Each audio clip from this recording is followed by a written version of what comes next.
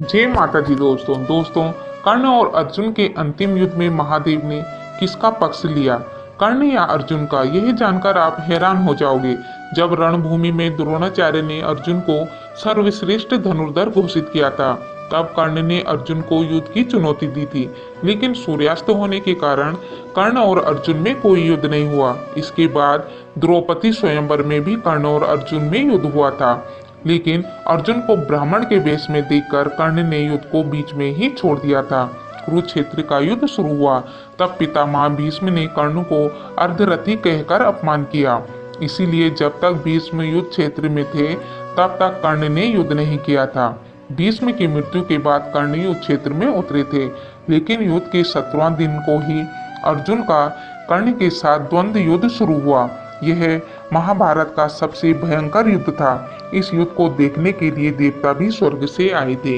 देवताओं में से किसी ने अर्जुन का पक्ष लिया था, किसी ने कर्ण का, लेकिन महादेव ने किसका पक्ष लिया था, कर्ण का या अर्जुन का? आज की इस वीडियो में जानेंगे।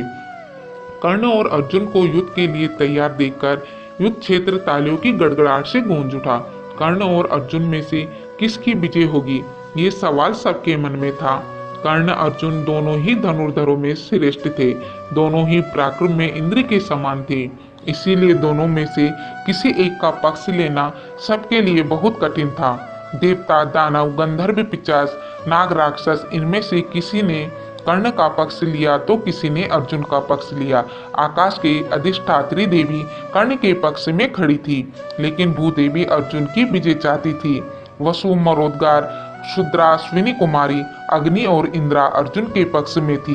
दूसरी ओर आदित्य गण कर्ण के पक्ष में थे। वैश्य, शूद्र और सूत संकर जाति के लोग कर्ण का समर्थन कर रहे थे।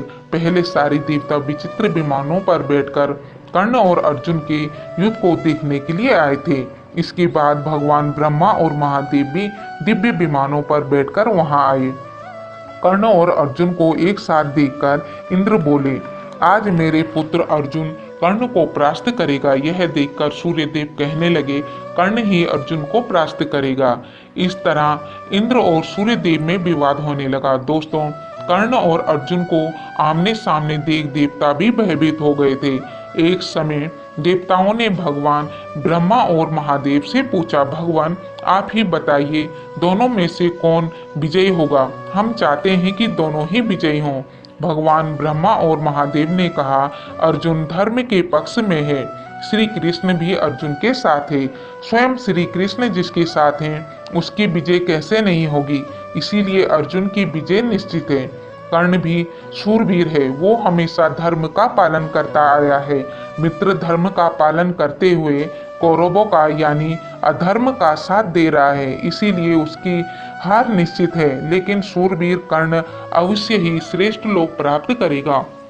कर्ण द्रोणाचार्य और भीष्म के साथ वसु या मृत्युलोक में जा सकता है या फिर स्वर्गलोक में, लेकिन विजय श्री कृष्ण और अर्जुन की ही होगी। दोस्तों, भगवान श्री कृष्ण अर्जुन के साथ थे, इसीलिए कुरुक्षेत्र में अर्जुन का जय निश्चित था।